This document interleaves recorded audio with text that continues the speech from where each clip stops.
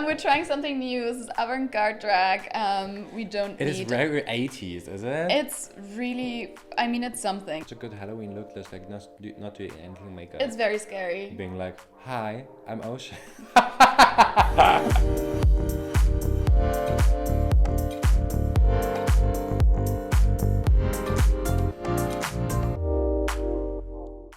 Hi, welcome back to my show. Well, what happened to my face? Hi, welcome back to my show On Air with Ocean. We're at episode this number, and I'm having Foxglove here today. Hi. Foxglove, why do we have no eye makeup? Oh, well, listen. Because this is our new looks. This is the new us. We're trying something new. This is avant-garde drag. We don't It need... is very 80s, isn't it? It's really... I mean, it's something. I'm feeling some sort of fantasy, but no, I think we should maybe do something about the eye situation. Should we really? Listen, if you need help, you just have to say so. Okay, shall I paint you first? Please go ahead, yes. Please go ahead. Good. Foxglove, it's wonderful to have you here. You are born in Berlin. Yes. One of the only Berliners that I even know, which is wild. Tell me what to do. Close your eyes, please. Oh God, I don't want to mess up everything. I fucked up everything. Look into the camera, please. And that's it. We're done. That's it. We're done. Well, I grew up in West Berlin shortly after the wall fell. It took me longer to get into the queer scene in Berlin, honestly. When did you get into the queer scene? Just, I don't know, just a couple of years ago. Just maybe about 5 years ago or something like that. Okay. I don't know, I had a queer internet community that I was part of before. And that was nice because I was part of a community, but I didn't know any queer people in Berlin, basically, or I didn't know if I knew any. And when I started going out a bit and figuring out stuff about my identity, I mean my gender identity, I knew that I was bi when I was younger, but when I was figuring out my gender identity, I felt this urge to just go out and find people here that are similar and have a common experience. And now you're here. And now I'm here. Yes. You're welcome.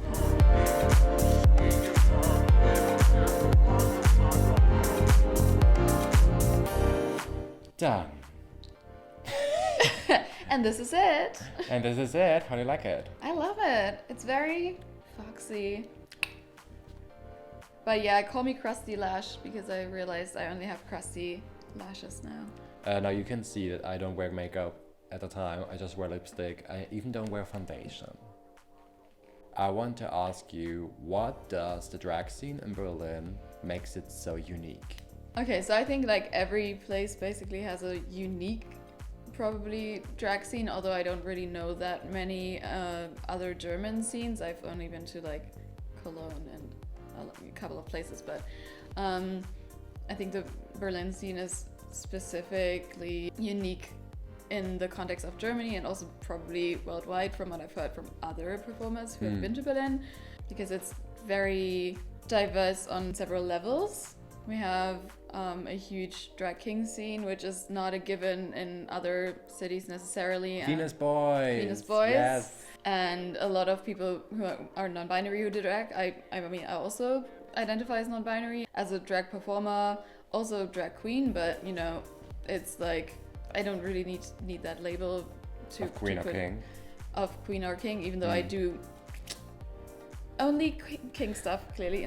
I don't really do anything but drag queen stuff, but I want to keep it fluid and open, and performer is a very nice and neutral term that I identify with. So I think what defines it is really that it's very international, and we have, as I said, gender diversity and different kinds of drag, specifically I don't know, anything that's drag adjacent, like burlesque.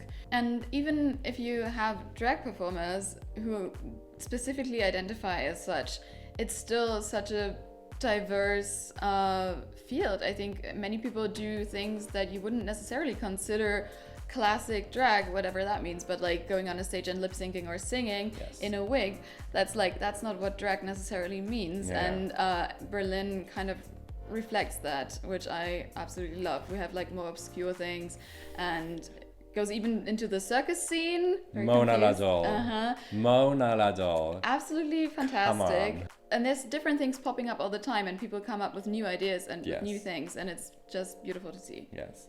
If you're watching this episode at this time, our episode from On a Drink with Ocean is out and about. And you can see a little sneak peek of Mona Ladol's performance there. Please check them out on Instagram and everywhere. So when we were at Tipsy Bear performing together, they taught me how to they gave me a needle and I jammed it through my face. And it was fun. It was a good time. We had a good time. So shall we start with the makeup? Let me just see what I'm gonna do. Let me just get some inspiration real quick, and I will, yes. Such a good Halloween look, just like not doing anything makeup. It's very scary. Being like, hi, I'm Ocean. You're right, it is terrifying. Thank you.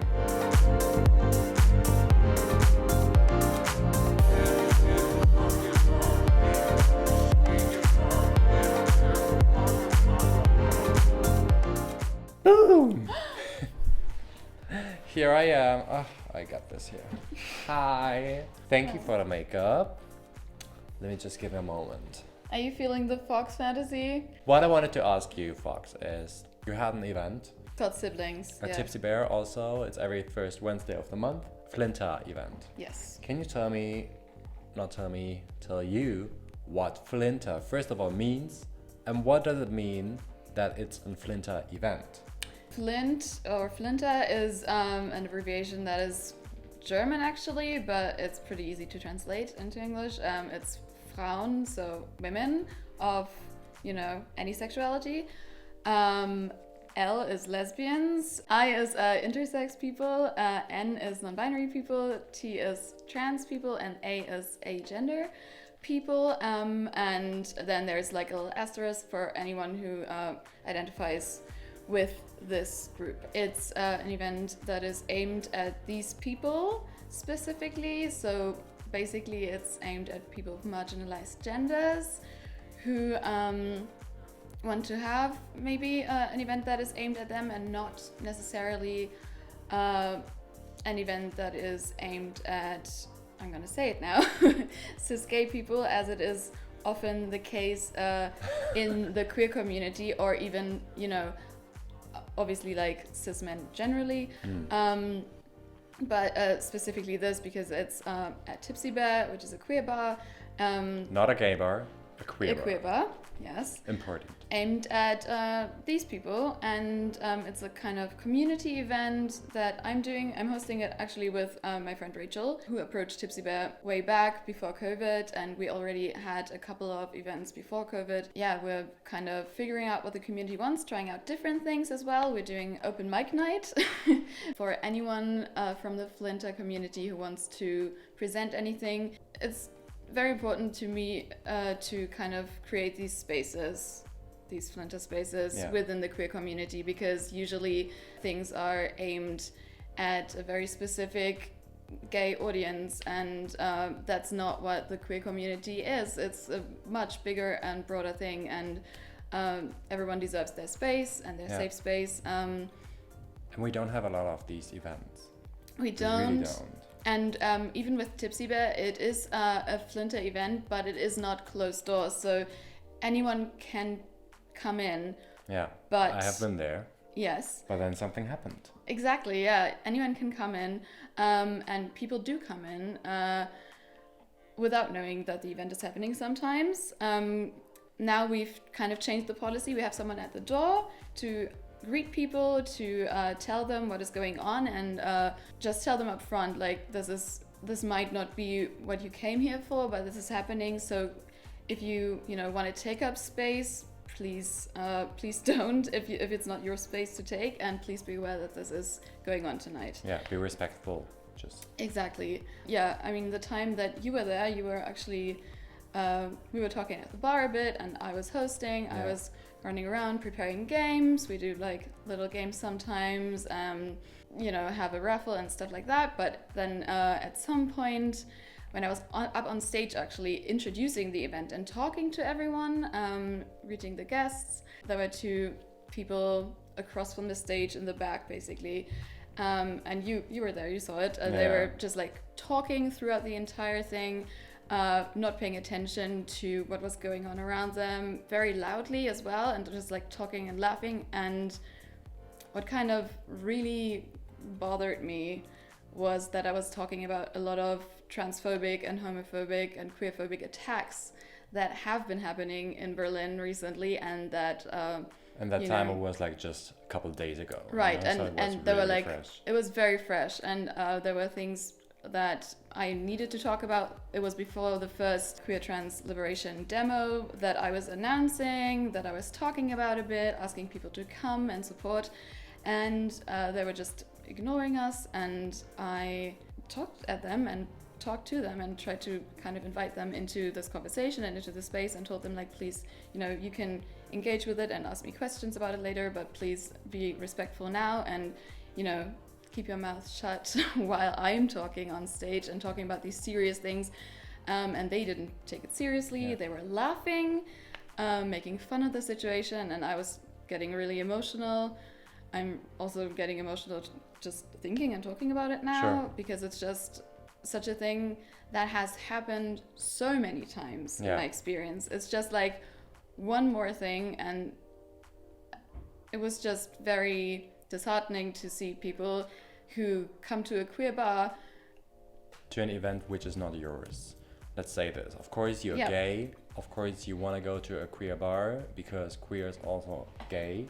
But when it says it's a FLINTA event, and you should know, there was a sign which is explaining what FLINTA means. That's it. Yeah, that is it. So when you come there and you see that sign and you're like, oh, okay, good, I don't see gay.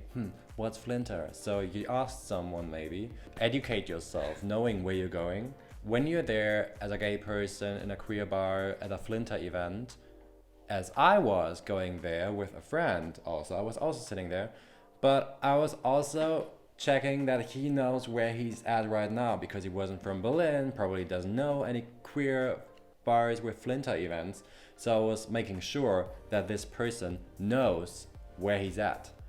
And these two people were just like really, really being disrespectful and not paying attention. And the worst thing what they said was like, when you were saying, I don't mind you talking, but not now. And he was like something like, I don't mind that you're talking, so why do you mind that I'm talking? Yeah.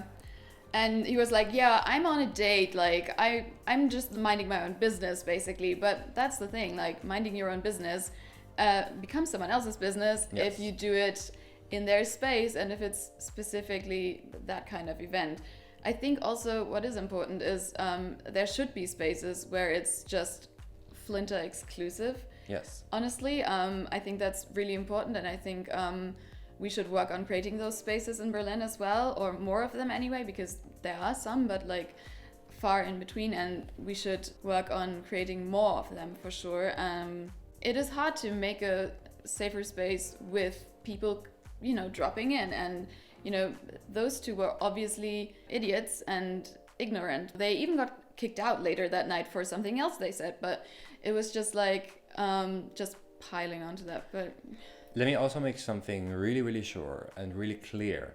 It is a different thing if there's a only man party, because I don't like that at all, and it's not about me liking it. It's about excluding people who are men, but who are just like not that manly man, And it's a different thing when they create a FLINTA event where it's just a safe space, because these only man parties are not created to have a safe space for men. This is only man party because like people want to go and fuck someone else and just be surrounded by gay people who can all fuck.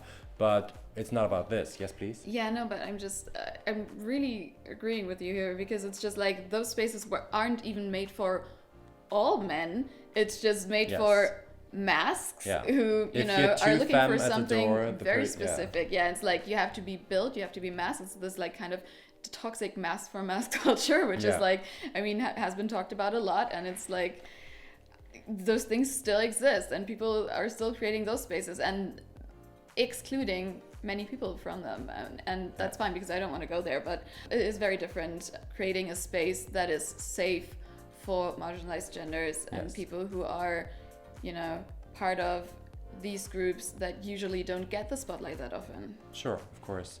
And just to make you think about this, if you see a all man, just man party, think about it if you really want to go, because I don't want to be at a place where my trans siblings, where my femme queer men, let's say it like Yeah.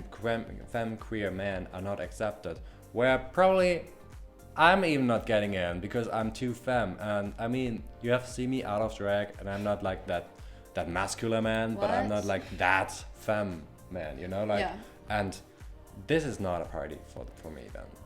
So yeah, and But so it's important what you're saying here as well. Like, yeah, it is trans exclusionary. I mean, and that is exactly what TERFs are doing, and it's what some gay people are doing, and it's just all these groups that think they know better, and you know, excluding people means that, you know, you're on this high horse and you kind of protecting something. Yes. From trans people. Yeah. Okay, well, you know, fuck off. If you hate trans people, Yeah. then you're not part of this community. And that's why I mentioned this, because it's a different thing to the FLINTA events where you create a safe space because you have been experiencing it. Exactly. Kind of suggest this. If you're a cis man and you know that it's a FLINTA event, obviously you're welcome to, if it's an open door, to come in and, you know, mind your own business or whatever. Be supportive as well, but take a step back. Stay in the background. This is not for you.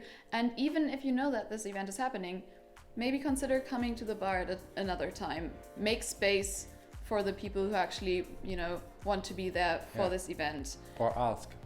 You can also always ask. Communication is important. Yeah, the event organizer or just the location, being like, hey, I'm a cis gay man. I saw this event coming up. I respect everything. I'm an ally. Am I welcome there? But yes, this is one really, really important topic which I really wanted to talk with you about. And thank you again for the wonderful mug. You're very welcome. I think you look fantastic. A bit like a clown. That is my brand. Just like glam clown realness. You look This is beautiful. better than my makeup, which I had last time with no eyebrows. So yes. It was something. You turned it up beautifully. Like, look at me. I'm never gonna take this off. Follow Foxglove, follow me, follow Taimi up, subscribe to this channel, and we're gonna see you soon again when it's time for On Air with Ocean. And say please once again, when is your show? Okay, so not show event. Because it is not a show, but this time around there will be a stage component, which is the open mic thing. So it's on October 6th and every first Wednesday of the month. Go there at Tipsy Bear Berlin. Yes. Shout out. And we're gonna see you soon. Bye. Bye bye now.